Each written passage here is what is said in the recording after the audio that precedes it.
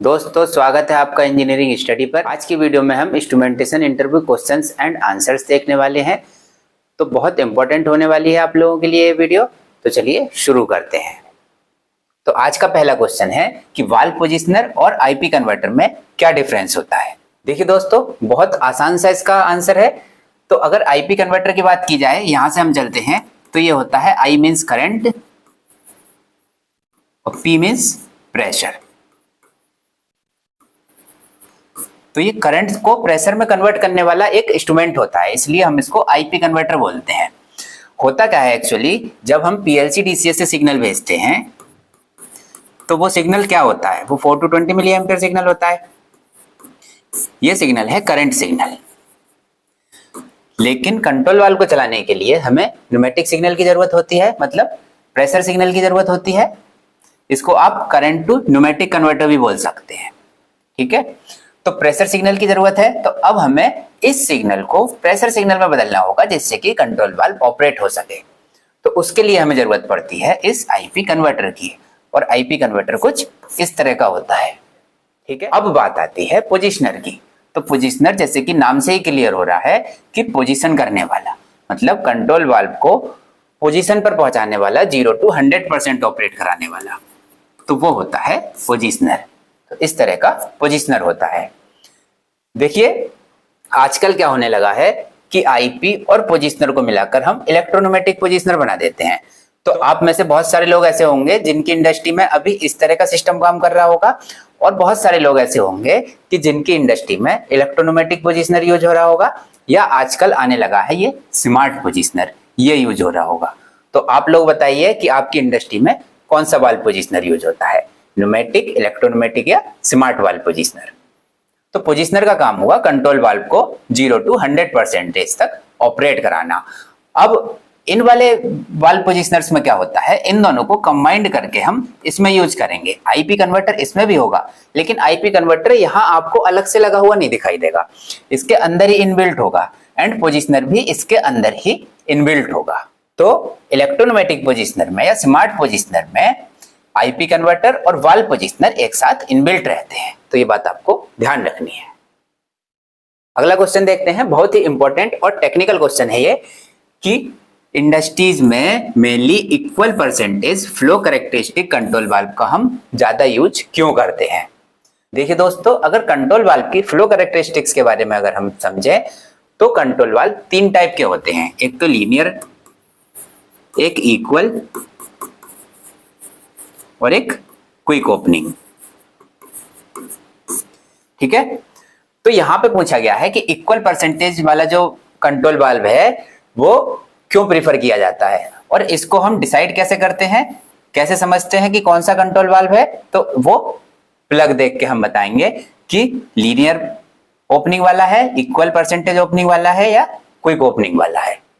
देखिए दोस्तों, होता क्या है, कंट्रोल वाल्व किसी लाइन में लगा हुआ होगा, और कंट्रोल वाल्व के थ्रू कोई फ्लूइड फ्लो कर रहा होगा। मान लीजिए ये इनलेट है और ये आउटलेट है।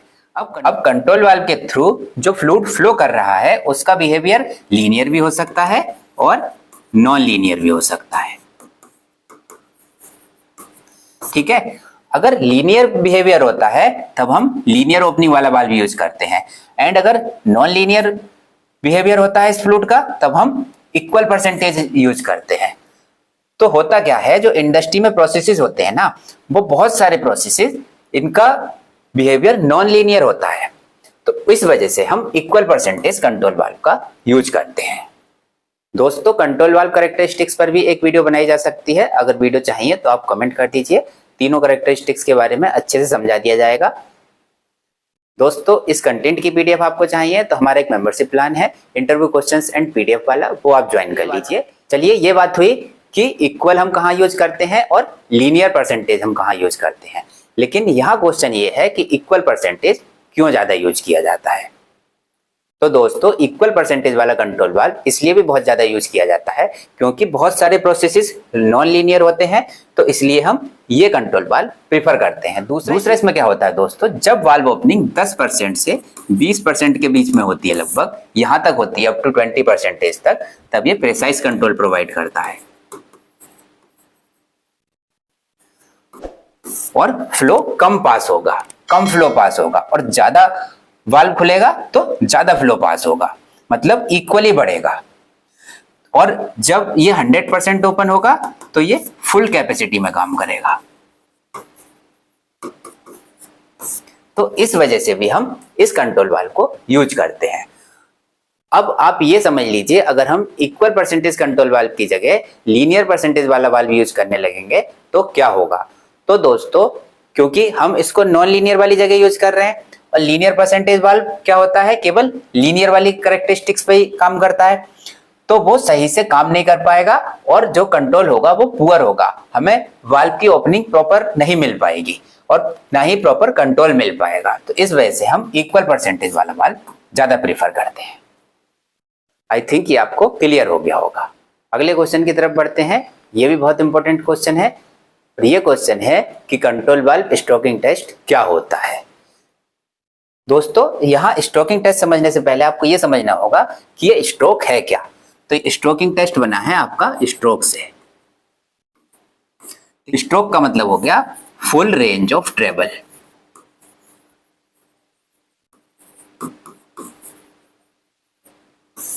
ठीक है, फुल रेंज ऑफ ट्रेवल का मतलब ये हो गया कि वाल्व मान लीजिए यहाँ 0% से 100% तक ऑपरेट हो रहा है, तो फुल रेंज ऑफ ट्रेवल कितनी हो गई, 100%, मतलब 0% से लेके 100% तक।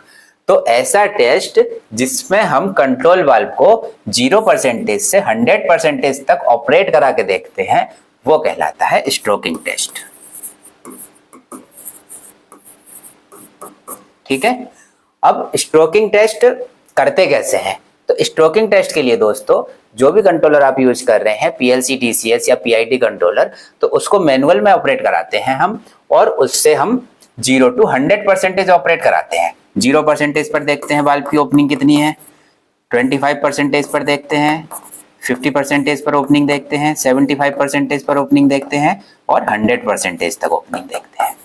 तो एक बार वाल्व को चलाकर टेस्ट कर लेते हैं कि वो सही काम कर रहा है कि नहीं कर रहा है। भाई 0% पर 0 ही ओपन हो रहा है, ज्यादा तो नहीं ओपन हो रहा है, 25% पर कम ज्यादा तो नहीं ओपन हो रहा है, या 100% तक हम इसको ऑपरेट करा के देख रहे हैं, तो वाल्व बिल्कुल सही ऑपरेट हो रहा है या नहीं हो रहा है, या इसमें हमें कुछ कैलिब्रेशन की जरूरत है, ये भी आप यहाँ से पता कर सकते हैं।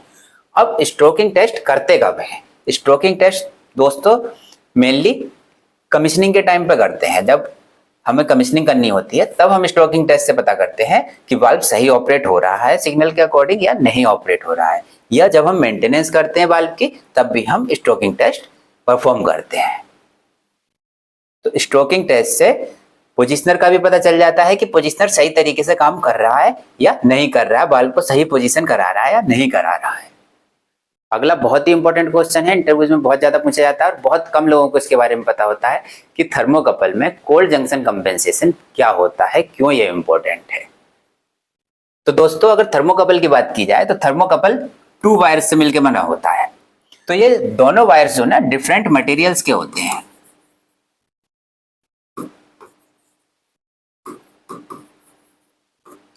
अब इसकी अगर वर्किंग को समझा जाए दोस्तों, तो थर्मोकपल हम टेम्परेचर मेजरमेंट के लिए यूज करते हैं।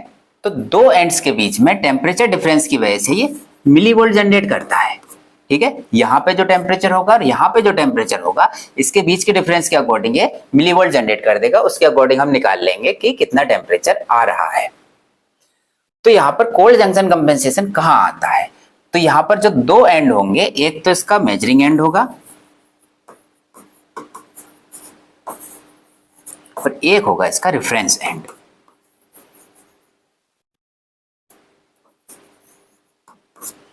ठीक है, तो मेजरिंग एंड हम वहां लगाएंगे जहां का हमें टेम्परेचर मेजर करना है। इसको थर्मोवेल में लगाकर हम वहां लगा देंगे जहां का हमें टेम्परेचर मेजर करना है। और रेफरेंस एंड कहां लगाएंगे हम, इसको हम रखेंगे एनवायरनमेंट में।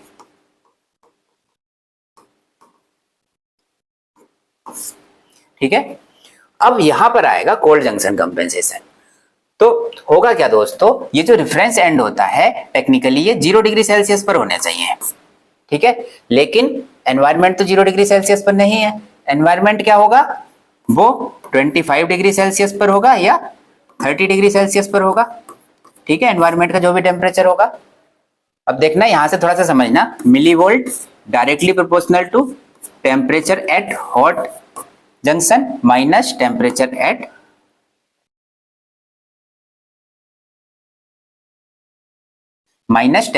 Eight cold junction.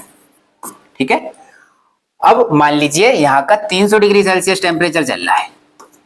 ठीक है, तो 300 डिग्री सेल्सियस अगर टेम्परेचर है तो मिली वोल्ट किसके अकॉर्डिंग प्रोड्यूस होंगे, 300 माइनस जो कोल्ड जंक्शन के तरफ टेम्परेचर होगा, मतलब जो रेफरेंस एंड पर होगा, और मान लीजिए 25 डिग्री सेल्सियस है, तो मिली वोल्ट किसके अकॉर्डिंग प्रोड्यूस हुए, 275 डिग्री सेल्सियस के अकॉर्डिंग, जबकि होने किसके अकॉर्डिंग चाहिए थे, 300 डिग्री सेल्सियस के अकॉर्डिंग। समझ रहे हैं?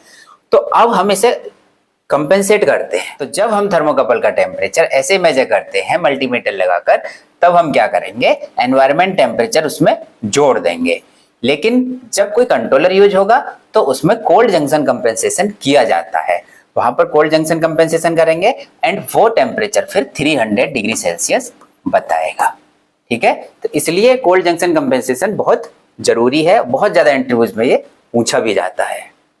अगला क्वेश्चन है, बहुत इंपॉर्टेंट क्वेश्चन है, आपको समझना बहुत जरूरी है क्योंकि इंस्ट्रूमेंटेशन क्या बेसिक है, ये समझ लीजिए।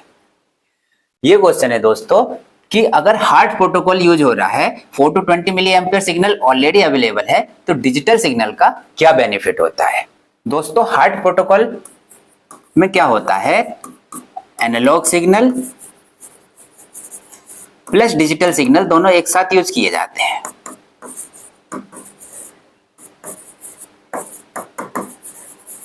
तो एनालॉग सिग्नल तो वही आपका 4 to 20 मिली एम्पियर सिग्नल हो गया, एंड इसके साथ में एक डिजिटल सिग्नल और सुपर इम्पोज करके भेज दिया जाता है।